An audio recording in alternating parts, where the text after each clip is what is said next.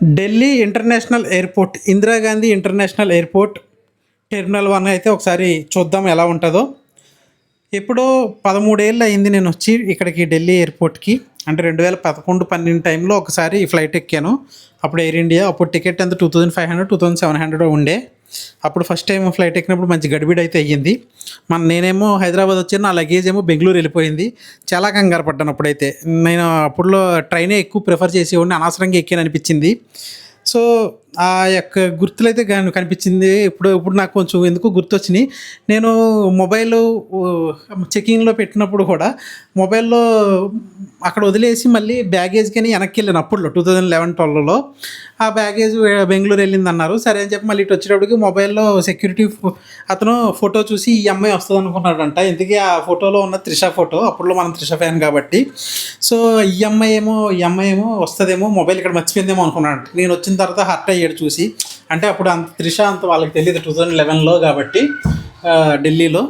సరే అవన్నీ గుర్తొచ్చినాయి అన్నమాట నాకు ఇప్పుడు. మొత్తానికి సబ్వేలో అయితే తిన్నాం మేము. అది కూడా వీడియో చేశాను, కాకపోతే అంత నచ్చలేదు నాకైతే.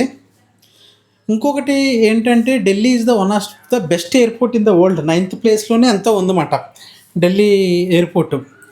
సో నిజంగా ఆ 9th ప్లేస్కి తగ్గట్టుగానే అంత రిచ్గా చాలా బాగుంది. సబ్వే వీడియో అయితే చేశాను మీకు, నెక్స్ట్ అది చూపిస్తాను ఎంత వరస్ట్గా ఉందో. టైం వేస్ట్, డబ్బులు waste, money waste, taste buds waste, అన్నీ వేస్టే. అలా నేను ఎందుకు ట్రై చేశాను అనిపించింది. కేవలం వీడియో కోసం ట్రై చేశాను తప్ప, లేదంటే మినిమం గ్యారంటీ అని కేఎఫ్సీకి వెళ్ళిపోయేవాడిని. మా వాళ్ళందరూ కేఎఫ్సీ తిన్నారు, నేను మాత్రం సబ్వే తీసుకున్నాను వీడియో కోసం. అంత కష్టపడుతున్నాను ఫ్రెండ్స్. మీరు చూసి సబ్స్క్రైబ్ చేయడం మానేస్తే ఎంత కష్టంగా ఉంటుంది చెప్పండి. సరే, జోక్సే పార్ట్.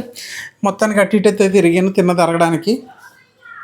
ఇంకొకటి ఏంటంటే మనకి ఈ జగదాంబ చౌదరి గారు చెప్పినట్టు ఈ ట్రావెలింగ్లో ఒక అమ్మాయి పరిచయం అయింది నాకైతే. ఆ అమ్మాయి ఎవరో మీకు నెక్స్ట్ వస్తుంది, ఇప్పుడే ఈ వీడియోలోనే చెప్తాను. ఆ జగదాంబ చౌదరి గారు చెప్పినట్టు పరిచయం అయింది. సో మనం యాజ్ యూజువల్గా ఉప్మా అయితే తీసుకుంటాం. ఉప్మా మన favourite food, upma with tea.